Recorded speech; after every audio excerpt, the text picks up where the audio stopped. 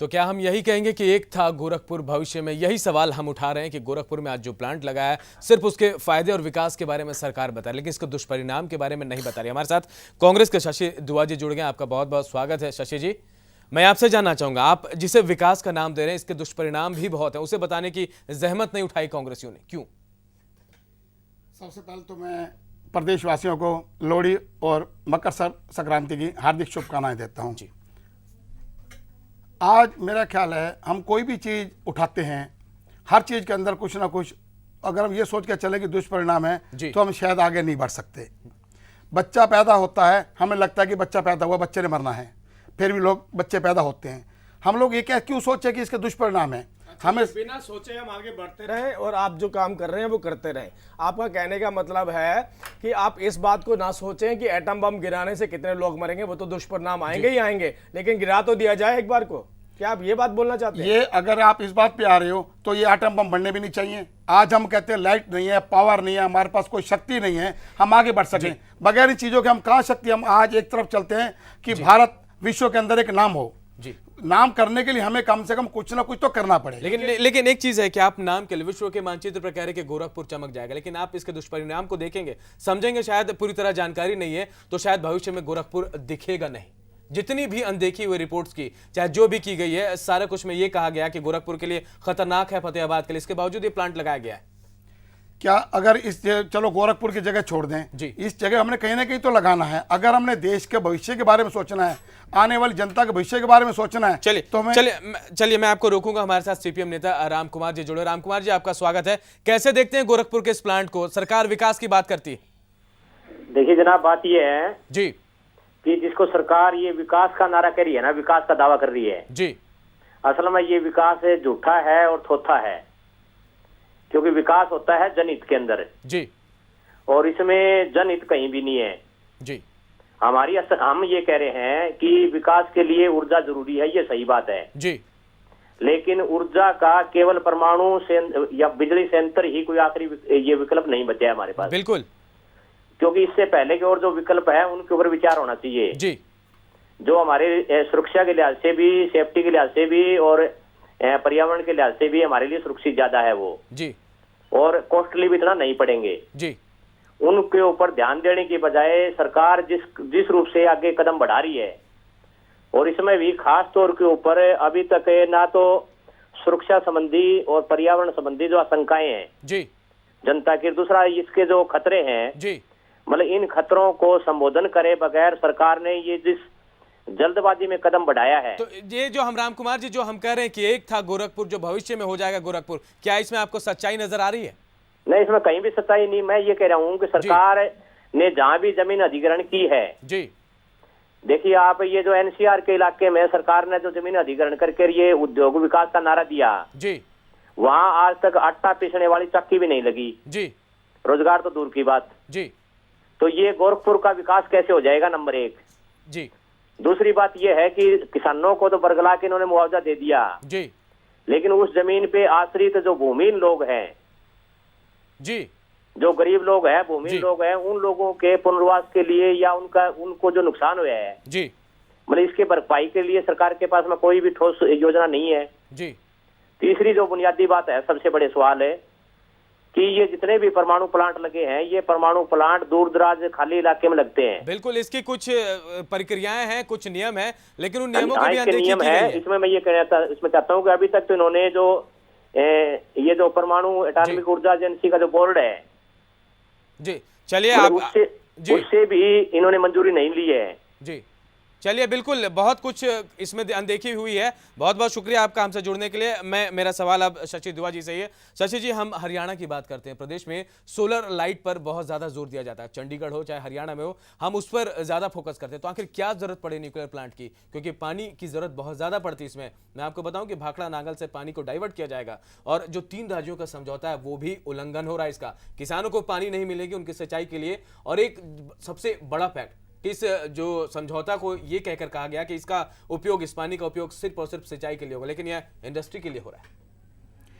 देखिए, ये जो कुछ भी सरकार ने कदम उठाया है बहुत सोच समझ कदम उठाया होगा।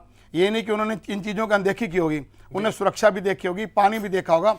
हर चीज देखी होगी, तभी उन्होंने इस तरह कदम बढ़ाया है। जहां तक इसकी परमाणु की बात है, मैं एक बात कहना चाहता हूं, क्या जापान, चीन, अमेरिका, रूस जितने भी शक्तिशाली देश हैं, जापान के अंदर विनाश हुआ? क्या उन्होंने इस काम को छोड़ दिया? हर चीज को पाने के लिए आज हर देश चाहता है परमाणु। एक पाकिस्तान जो छोटा सा देश, मैं आपको शशि जी आपको एक छोटी मैं आपको सिर्फ 2 मिनट, चलो आप पहले बोलिए। मेरे को बड़ी हैरानी हो रही है कि आप बोल क्या रहे हैं। नहीं, मैं बिल्कुल ठीक बोल रहा हूँ, क्योंकि आप लोग एक चीज को गुमराह दूसरी लाइन पे ले जा रहे हैं। हम विकास की बात कर रहे हैं। क्या इन देशों ने, आज एक पाकिस्तान मुट्ठी भर देश है, अगर हमारे देश का, अगर हमारा एक इलाका खड़ा हो जाए ना, पाकिस्तान को खत्म कर सकता है। फिर भी आज जो परमाणु के पीछे लगा हुआ है, क्या हम इन चीजों देखी करके अपने आप को नीचे गिरा सकते हैं? आप बता दीजिए मेरे को। चलिए, आप कह रहे हैं दूसरे देशों के, जापान जो इधर उधर बात कर रहे हैं, क्या वहां दुष्परिणाम आपने देखे कि कैसे परमाणु संयंत्र का दुष्परिणाम हुआ है? मैं आपसे अपने तारापुर की बात कर लें। तारापुर में जो विस्फोट हुआ उसे रोकने में हमारी सरकार सक्षम नहीं हो पाई, तो फिर ये तो देश का सबसे बड़ा न्यूक्लियर प्लांट लग रहा है यहाँ पे। मैंने पहले ये शब्द कहे हैं, सरकार ने ये जो स्टेप उठाया है, इसके विषय में उन्होंने बहुत कुछ सोच समझ के स्टेप उठाया होगा। ये कि इन्होंने सुरक्षा, इन चीजों को इग्नोर किया। चलिए, आप जो सुरक्षा की बात कर रहे हैं, मैं आपको बताता हूं। इस प्लांट को लगाने के लिए लगभग 1.6 किलोमीटर की परिधि में कोई आबादी नहीं होनी चाहिए, ये नियम है। और अगला नियम यह भी कि 5 किलोमीटर के दायरे में 20,000 से ज्यादा लोग नहीं होने चाहिए। 15 किलोमीटर के दायरे में 1 लाख से अधिक आबादी नहीं होनी चाहिए। क्या आप मानते हैं इन नियमों की अनदेखी की हुई, क्योंकि यहाँ पे वहां आबादी वाला, घनी आबादी वाला क्षेत्र है वो? जो कुछ अभी हमने, ये भी बना नहीं है, अभी सिर्फ शिलान्यास हुआ है। मेरी आप एक चलिए, अभी सिर्फ शिलान्यास हुआ है। आपने बहुत ईमानदारी से बात रखी। मैं जो बात कह रहा हूँ, मैं बहुत ईमानदारी से कह रहा हूँ कि अभी तक आपने भी जगह नहीं देखी है, मैंने भी नहीं देखी है। जब तक अभी तो सिर्फ शिलान्यास हुआ, इतनी बातें हो गई हैं।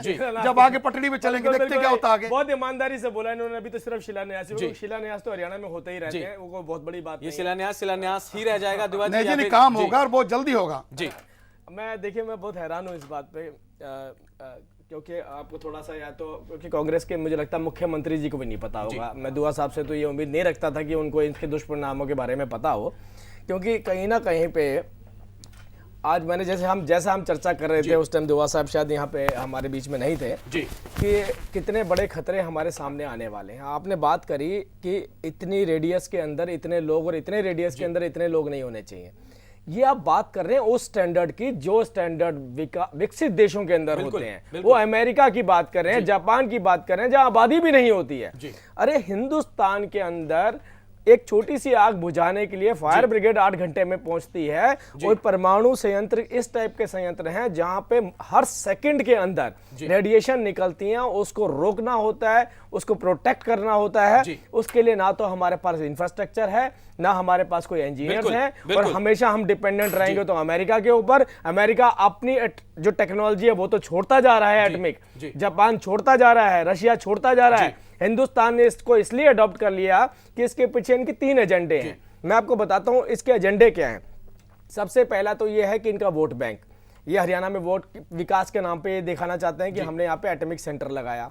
दूसरा, इसके जो दुष्परिणाम होने वाले हैं उससे वहां पे बीमारियां फैलने वाली हैं, उसके लिए इन्होंने इंटरनेशनल जो फार्मास्यूटिकल माफिया है उनके साथ टाई अप कर लिए है।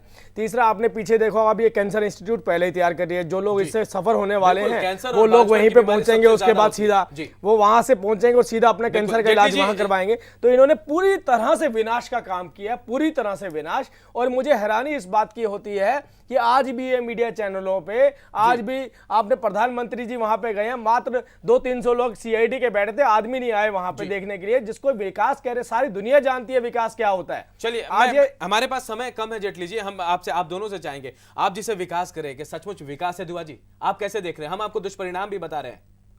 देखिए, मैंने आपसे पहले भी कहा है, आज अगर मैं एक नायक कांग्रेसी के नाते जी, ना मैं किसी पार्टी के नाते, मैं एक आम आदमी के नाते एक बात कहना चाहता हूं। क्या हम लोग सिर्फ एक, हमें पता है, आज हम एंटीना, पता है कि घर के टावर लगाने के ऊपर ये रेडिएशन निकलता है बच्चों के घर, क्या आज हमने कभी इसको रोकने के लिए कुछ किया है? बिल्कुल किया है। हाई कोर्ट का, सुप्रीम कोर्ट का ऑर्डर है, एंटीना नहीं लगा सकते, ऑर्डर है, फिर भी लोग लगा रहे हैं। अच्छा, इसीलिए आप लापरवाही है, लापरवाही। हाँ जी, ये लापरवाही है। क्या आज हम इस चीज को ये सोच के बंद कर दें कि आज आने वाले टाइम के अंदर हमें इस चीज जरूरत नहीं पड़ेगी? मतलब आप ये कह रहे हैं कि भविष्य के लिए हम सोचे नहीं। दो लोगों को हमें अगर जो भी हो रहा है उसको होने दो, देखो, काम होता चला जाएगा। अगर कोई काम होगा उसके लिए दुष्परिणाम के मैं रोकने के लिए बहुत कुछ होगा। दुआ साहब, मैं आपसे क्यों आप अगर एक पार्टी के नाते नहीं रखता हूं, मैं आपसे इसलिए बात नहीं करना चलो, चाहता हूं क्योंकि आपको थोड़ा सा इसके बारे में नहीं पता है। अगर आपके मुख्यमंत्री भी यहाँ पे बैठे होते तो शायद वो भी इस बात का जवाब ना दे चलिए पाते। अब ये तो सही है कि आप सत्ता पक्ष और विपक्ष बैठे तो एक तरफ से आरोप प्रत्यारोप लगातार लगते रहेंगे। आप दोनों हमारे साथ चर्चा में जुड़े, इसलिए आपका बहुत बहुत धन्यवाद। तो आज फतेहपुर में गोरखपुर गांव को चुना गया है उस प्लांट को लगाने के लिए, न्यूक्लियर प्लांट को लगाने के लिए, जिसके दुष्परिणाम भी काफी है। हम जो कह रहे हैं कि एक था गोरखपुर, शायद भविष्य में ऐसी भी स्थितियां देखने को मिलेगी अगर सरकार ने इसके पहले इसके बारे में नहीं सोचा तो। हम ये इतिहास के गर्त में चला जाएगा और सही तरीके से यही बोलेंगे कि एक था गोरखपुर। खबर खास में फिलहाल इतना ही। आप बने रहे विटनेस न्यूज के साथ। नमस्कार।